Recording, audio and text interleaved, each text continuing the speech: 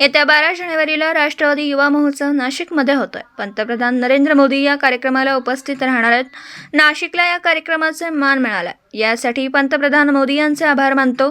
आज मी याबाबत आढावा बैठक घेतली. 20 कमिटी या कार्यक्रमाच्या तयारीसाठी केल्यात. संपूर्ण देशातून 8,000 युवा येणार आहेत. 4 वेगवेगळ्या ठिकाणी हे कार्यक्रम होणार आहेत. एक मोठा प्लॅटफॉर्म या कार्यक्रमाच्या निमित्ताने मिळणार आहे. येणाऱ्या लोकांना अडचण येणार नाही अशी व्यवस्था करण्यात आली. शहर देखील सजवण्याचं नियोजन करण्यात आलंय. राज्याची आणि नाशिकची परंपरा या निमित्ताने प्रचार होणार आहे. सध्या काम जोरात सुरू आहे. अजून काही दिवस आपल्या हातात आहेत. जसं आपण रस्ते क्लीन ड्राईव्ह करतोय तसं काम सुरू आहे. नरेंद्र मोदी यांच्या रोड शो बाबत देखील नियोजन केलं. पंतप्रधान कार्यालयाकडे याबाबत परवानगी मागितली आहे. पुन्हा मुख्यमंत्री होण्यासाठी तुम्ही शुभेच्छा दिल्या त्यासाठी आभारी आहे, पण त्याला अजून वेळ आहे. पहिले नरेंद्र मोदी यांना पुन्हा पंतप्रधान बनवण्याचं आहे. गेल्या 9 वर्षात मोदी यांनी देशाला एका वेगळ्या उंचीवर नेलंय. अब की बार 400 पार, फिर एक बार मोदी सरकार और राज्य में 45 पार. रोड शोचं पण नियोजन केलेलं आहे. आता तिथून प्रधानमंत्री महोदयांच्या कार्यालयाकडून परवानगी साठी ते आपण त्यांच्याकडे निवेदन दिलेलं आहे. पण मोठ्या प्रमाणावर लोकांमध्ये उत्साह आहे. रोड शोच्या बाबतीमध्ये देखील पूर्ण नियोजन आहे. त्याच्यामध्ये सर्व प्रकारचे आपले आर्टिस्ट आहेत, सर्व नागरिक आहेत, त्यामुळे त्याचंही नियोजन आहे. अरे बाबा, तुम्ही जे मनापासून बोलताय अशाच शुभेच्छा तुम्ही दिल्या त्याबद्दल धन्यवाद. फक्त एवढंच सांगतो, त्याला अजून वेळ आहे. आता आम्हाला पहिलं प्रधानमंत्री मोदी साहेबांना आम्हाला पंतप्रधान बनवायचं आहे. आणि त्यांनी जे म्हटलं आहे की खरं म्हणजे ज्या 9 वर्षामध्ये त्यांनी काम केलेलं आहे, या देशाला एक एवढ्या उंचीवर नेलं आहे. जगभरामध्ये या देशाचं नाव लौकिक वाढवलेलं आहे. त्यामुळे या जे त्यांचं जे संकल्प आहे त्यांनी घेतलेला की अब की बार 400 पार, तर मी सांगतो फिर एक बार मोदी सरकार आणि महाराष्ट्र में 45 पार. आता काम सुरू आहे आणि 12 तारीख आहे, 3-4 दिवस आणखी आहेत. आणि यामध्ये सर्व जी टीम आहे ही वार फुटिंगवर कामाला लागलेली आहे. त्याच्यामध्ये काही लोक याच्यातले एक्सपर्ट आहेत, त्यांना आपण आउटसोर्स करतोय. कारण सर्व स्वच्छता झाली पाहिजे. जसं आपण डीप क्लीन ड्राईव्ह करतो, डीप क्लीन ड्राईव्ह, तशाच प्रकारचं हे शहर अगदी पंढरपूरलाही केलं आपण. आणि थांबा रे बाबा, आणि याच्यामध्ये स्वच्छतेला महत्त्व दिलं जाणार आहे. त्याच्याच बरोबर लोकल आर्टिस्ट जे आहेत, पेंटिंग करणारे आहेत, त्या कॉलेजेस त्यांना आपण याच्यात इन्व्हॉल्व करू. वॉल पेंटिंग असेल, ब्रिज असेल, त्याची लाइटिंग असेल, रोषणाई असेल, हे सगळं जे आहे हे या माध्यमातून बिलकुल या संधीमुळे या नॅशनल यूथ फेस्टिवल जी संधी आयोजनाची मिळाली आहे त्यामधून हे सर्व आपण करणार आहोत. बिलकुल ही संधीच आहे. खरं म्हणजे महाराष्ट्राची संस्कृती, महाराष्ट्राची परंपरा आणि नाशिकचं जे वैशिष्ट्य आहे हे याच्या माध्यमातून आपल्याला चांगली संधी आहे. मी म्हणेल चांगली संधी आहे. आणि म्हणून या संधीचं पूर्ण सोनं झालं पाहिजे आणि येणारा प्रत्येक जण जाताना आनंदी होऊन गेला पाहिजे. एक चांगलं नियोजन झालं, उत्कृष्ट सगळ्या सोयीसुविधा होत्या, अशा प्रकारचं एक वातावरण या ठिकाणी तयार करण्याच्या सूचना दिलेल्या आयोजित होतोय. आणि शुभारंभ प्रसंगी आदरणीय देशाचे प्रधानमंत्री नरेंद्र मोदी साहेब उपस्थित राहणार आहेत. आणि हा नॅशनल यूथ फेस्टिवल नाशिकमध्ये आयोजित करण्याची संधी या ठिकाणी आपल्याला राज्याला मिळाली. त्यासाठी मी केंद्र सरकारला मनापासून धन्यवाद देतो.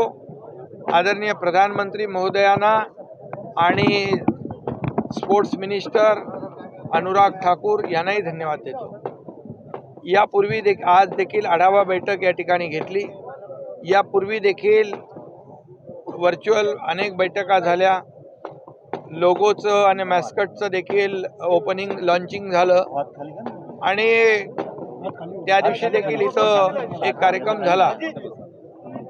जवळपास 20 कमिट्या आपण या ठिकाणी तयार केलेल्या आहेत. पूर्ण देशभरातून 8,000 पार्टिसिपंट त्यांचा सहभाग होणार आहे. विविध राज्यातले तरुण या ठिकाणी येणार आहेत आणि त्या दृष्टीने या ठिकाणी 4 ठिकाणी हे इव्हेंट होत आहेत. इथे हा प्रमुख उद्घाटनाचा शुभारंभाचा इव्हेंट होईल. त्यानंतर आपल्या हनुमान नगरचं जे आहे महायुवाग्राम त्या ठिकाणी मोठ्या प्रमाणावर इव्हेंट होतील.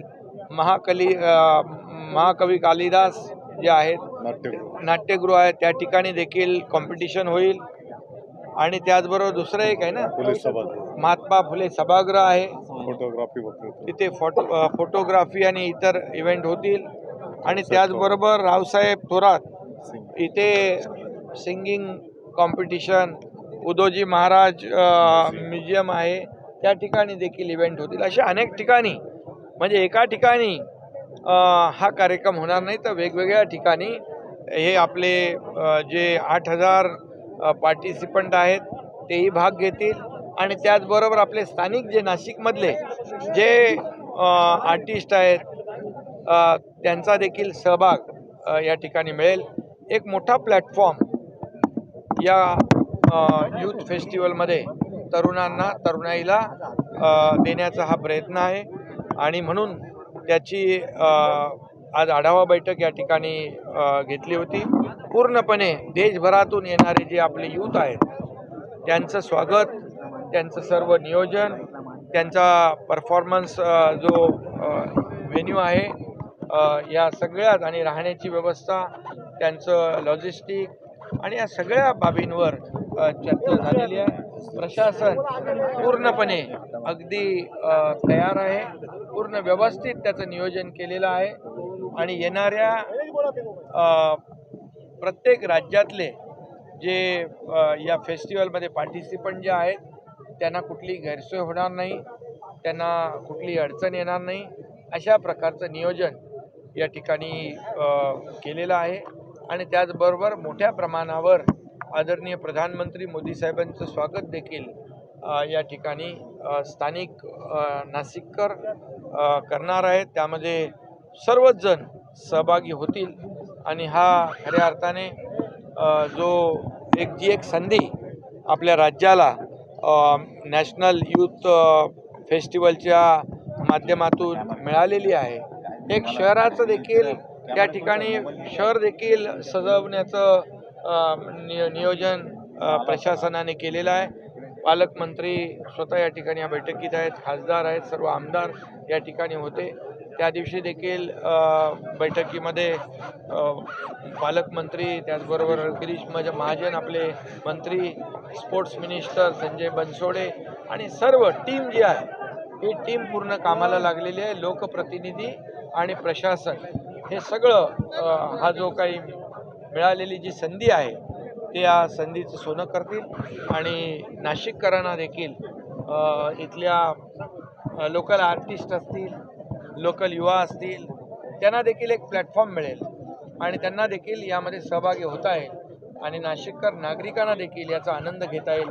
कल्चरल प्रोग्राम आहेत, आपली महाराष्ट्राची संस्कृती जी आहे ती, नाशिकचं जे वैशिष्ट्य आहे ते, हे सर्व जे आहे या यूथ फेस्टिवलमधून लोकांसमोर आणि देशातून येणाऱ्या सर्व जे सहभागी होणार आहेत त्यांच्यासमोर आपल्याला त्याचं प्रदर्शन करता येईल.